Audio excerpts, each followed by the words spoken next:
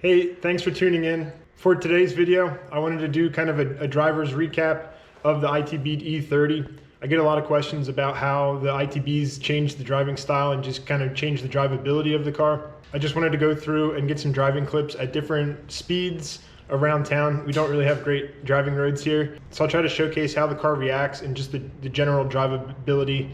And with that, I'll toss in some of my thoughts and just the overall idea of switching to ITB setup for your M20 in your E30. So yeah, with that, I'll get the car ready, head out, get some driving done today, and maybe stop for a few photos here and there.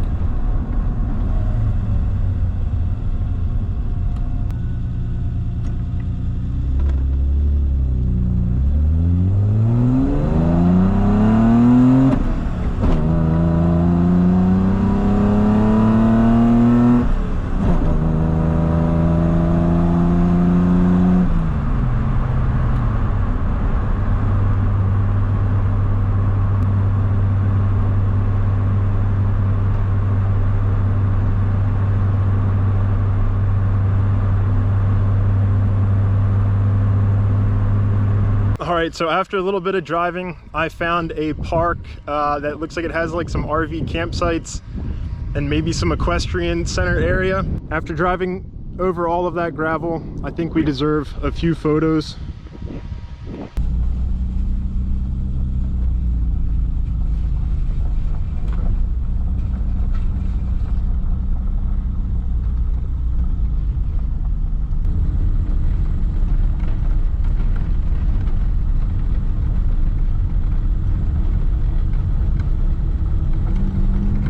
So hopefully that was of use to somebody, especially if you're on the fence if you want to get ITBs or not for your car. Overall, I haven't really noticed any downside to having the ITBs, but I also don't drive that often with the car, and I definitely don't do any heavy traffic driving being where I live. I do think the ITBs have helped with throttle response. I'm able to blip the throttle a little bit better on downshifts, which is really the main area that I can notice the difference. Obviously, the sound is there, so if you like the enjoyment of the sound while you drive, definitely go and get some ITBs. I do have the idle set probably a little bit high. It sits about 1200 RPMs. That might help with some of the drivability. You really just have to let off the clutch a little bit, and the car already being in that higher RPM range will catch.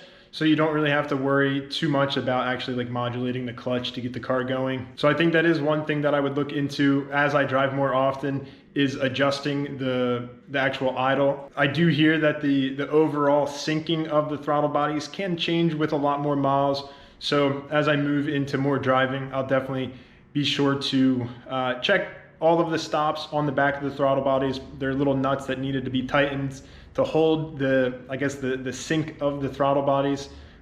Eventually I will have to pop off, I think, the plenum just to take another peek and use my meter to make sure all the airflow is still synced across the throttle bodies. So far, with the limited amount of miles that I've put on the car, I haven't noticed anything falling out of sync and no weird misfires or what feels like more air coming in or out from the different throttles. As I'm sure you could pick up from that driving clip, the big problem that I have with the car is that the tune's still not fully polished. I would say it's 90% there, and it's just the final few tweaks to get it 100%.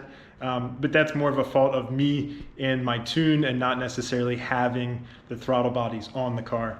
But that is one thing to keep in mind if you do go throttle bodies, that you will have to really work through that tune, and it's just not a plug and play kind of swap. It was straightforward to install, but there is a lot of this additional work that needs to be put into the car to make sure that everything is running properly. And with that, thanks for watching. I have a lot more E30 videos coming up. I have a bunch of parts just off screen that are piling up that I will be putting on the car. A lot of maintenance, a lot of getting things back up to speed on the car. And yeah, things are looking pretty good, setting up nicely for 2024 to be a big year of using and driving the E30.